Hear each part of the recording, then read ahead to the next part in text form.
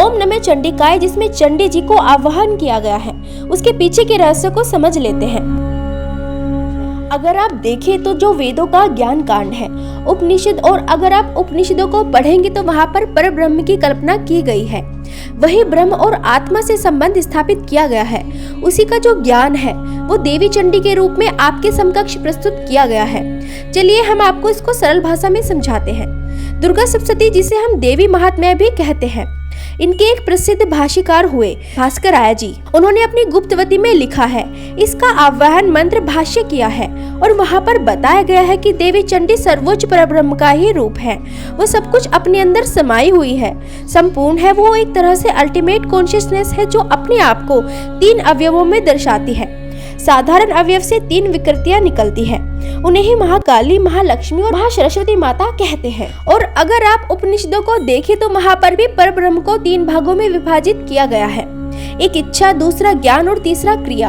अगर आप ऐत्रेय उपनिषद के प्रथम भाग के प्रथम श्लोक को देखें तो वहाँ पर लिखा हुआ है, स इच्छत लोकानु सृजा इति, और यहीं पर भास्कर आर्य जी परब्रह्म के इच्छा भाव को सिद्ध करते हैं। इसमें ज्ञान और क्रिया उनकी भी सिद्धि की गई है। तो हम देखते हैं कि परब्रह्म के 3 स्वभाव होते हैं, इच्छा, ज्ञान और क्रिया।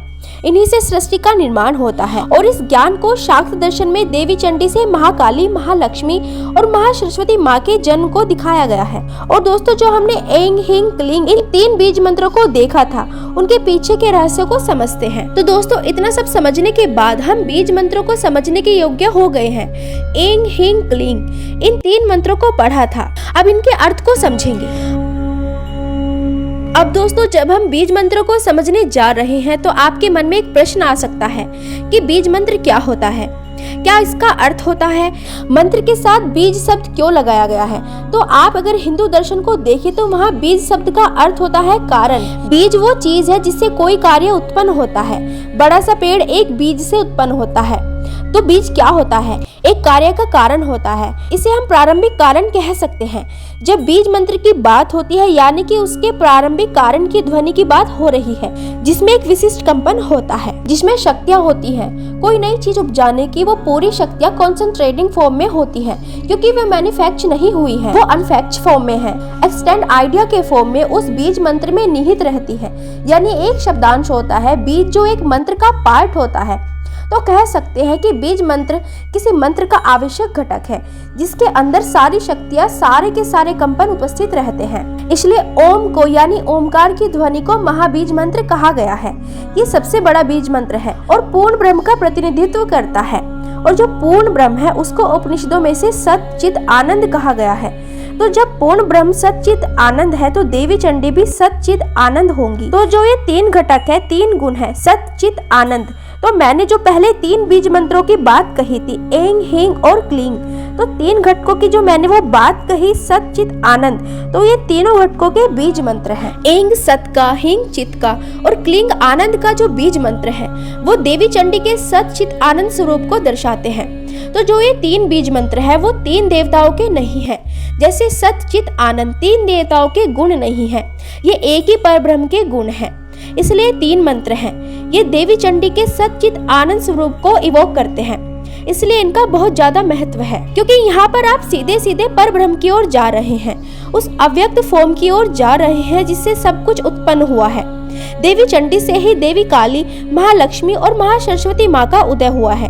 तो वहाँ पर जब हम देखते हैं तो हमें पता चलता है कि ये तीनों रूप है वो तामसिक, राजसिक और सात्विक रूप का प्रतिनिधित्व करते हैं। अगर आप देवी माँ के इन तीनों सगुण रूपों के सिंबोलिज्म को समझेंगे तो समझ में आएगा कि ये किस तरह से तामसिक, राजसिक और सात्विक गुणों को दर्शाते हैं। महाकाली माँ के रूप को नीले और काले रूप से दिखाया जाता है, जो तामसिक स्वरूप का द्वितक है। ये जो द्वितक रूप है वो प्रलय और अंधकार का प्रतीक है।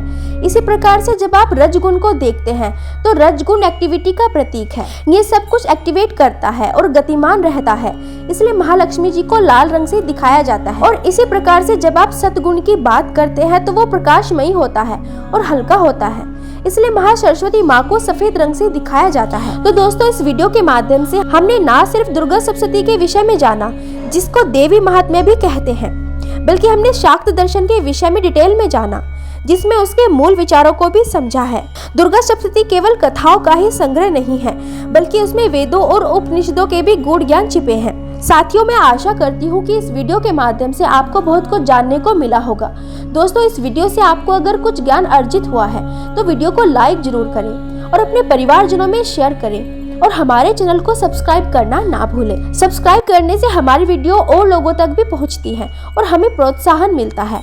अंत में आप सभी को चैत्र नवरात्रि की अनंत शुभकामनाएं।